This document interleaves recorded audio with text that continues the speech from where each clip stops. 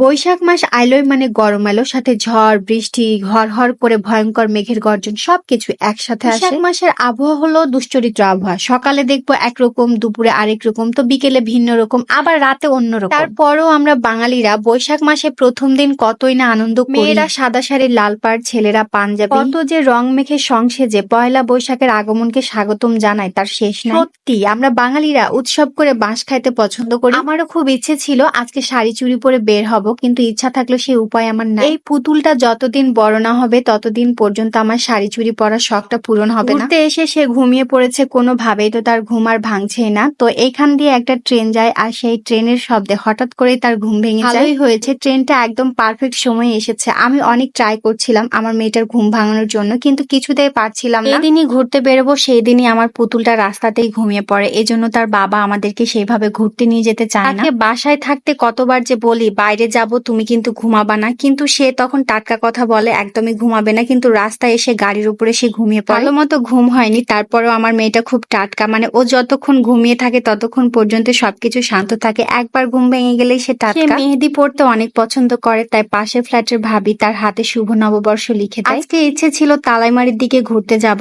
তবে রাস্তায় অনেক বেশি জ্যাম, তাই মাঝ রাস্তা থেকেই ঘুরে আসি। তারপরে আমরা যে জায়গাটাতে বারবার ঘুরতে আসি, মানে এই ব্রিজে, সেখানে চলে আসলাম। আজকে তো পহেলা বৈশাখ, কিন্তু চারপাশের পরিবেশ দেখে মনে হচ্ছে আজকে বিশ্ব ভালোবাসা দিবস। একটা ব্রিজে কিছুক্ষণ থাকার পরে আমরা চলে গিয়েছিলাম আরো একটা ব্রিজে। আমাদের রাজশাহীর রাস্তাগুলো এত বেশি সুন্দর, যেই দিকে যাই সেই দিকেই ভালো লাগে। আমি হাঁটতে হাঁটতে চলে গেলাম যতদূর চোখ যায়। তারপরে রাস্তার ধারে এইরকম সুন্দর সুন্দর ফুলের গাছ দেখতে পাচ্ছিলাম। এইটা ফুলের নাম কি আমি জানি না, তবে দেখতে বেশ ভালোই লাগছিল। এই প্রথমবার আমি হালকা ইয়েলো কালারের জবা ফুল দেখতে পেলাম। এখন আমার মেয়ে তো এই ফুলটা নিবেই নিবে। এইটুকু মেয়ের কত সাহস, একাই গিয়ে ফুলটা তুলে নিয়ে আসলো। এখন সে ফুলটা আমার কাছে তার কানে গুজে নিবে। ছোট হলে কি হবে, সেও বোঝে মেয়েদের কানে ফুল গুজলে দেখতে সুন্দর লাগে। এখন সে যেটা বায়না করছে সেটা শুনলে আপনারা অবাক হবেন। সে চাচ্ছে এখানে যতগুলো ফুল আছে সবগুলোই মনে হচ্ছে তার বাপ দাদার সম্পত্তি, সে যা চাইবে তাই পেয়ে যাবে। তারপরে চলে গিয়েছিলাম বিমান চত্বরের দিকে। রাত হয়ে গিয়েছিল, হালকা পাতলা কিছু খাওয়া দাওয়া করে চলে গিয়েছিলাম বাসায়। এতটুকুই ছিল আমার বৈশাখী ট্যুর। সবাই ভালো থাকবেন, সবাইকে শুভ নববর্ষ।